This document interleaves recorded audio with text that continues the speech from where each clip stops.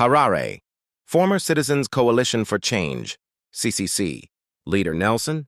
Chamisa has declared he will not participate in the planned protests against President Emerson Mnangagwa's government on October 17th, citing the opposition's bitter experience with the November 2017 military intervention.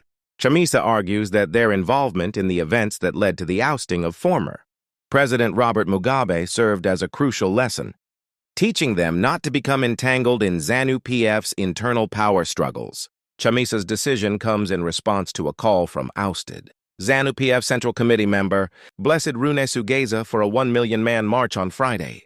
Geza aims to protest against Mnangagwa and his alleged corrupt cartel, targeting high-profile figures such as controversial business tycoons Wicknell Chivayo, J.O. Pomona CEO Delish Ngwaya, Paul Tungwarara, and Kudakwashe Tagwire. However, political analysts suggest that the planned protest extends beyond mere accusations of corruption, pointing to a deeper succession battle unfolding between Mnangagwa's faction and his deputy, RTD General Constantino Chiwenga. It is widely believed that Chiwenga is the frontrunner to succeed Mnangagwa, with many suggesting he has been patiently awaiting his opportunity.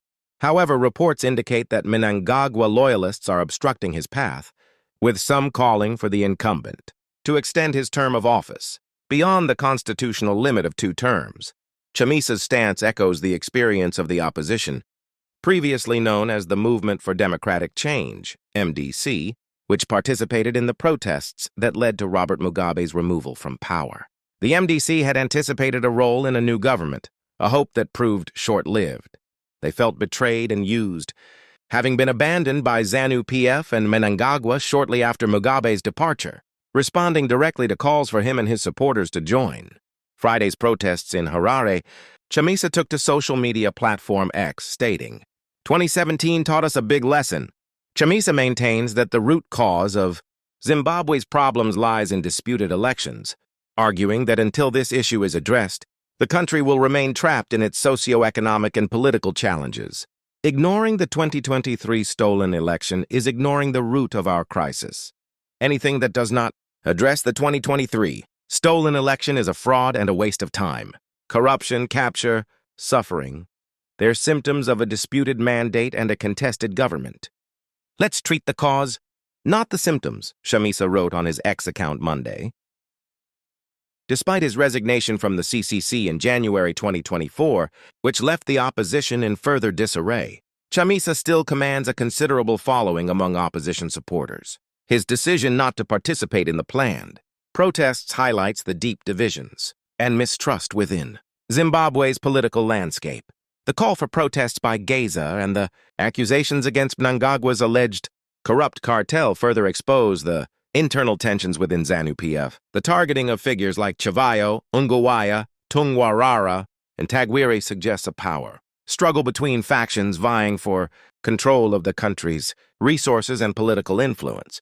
Chamisa's refusal to join the protests reflects a broader disillusionment among the opposition, who feel they have been manipulated and sidelined in the past. His emphasis on addressing the issue of disputed elections underscores the need for fundamental political reforms to ensure a more democratic and inclusive future for Zimbabwe.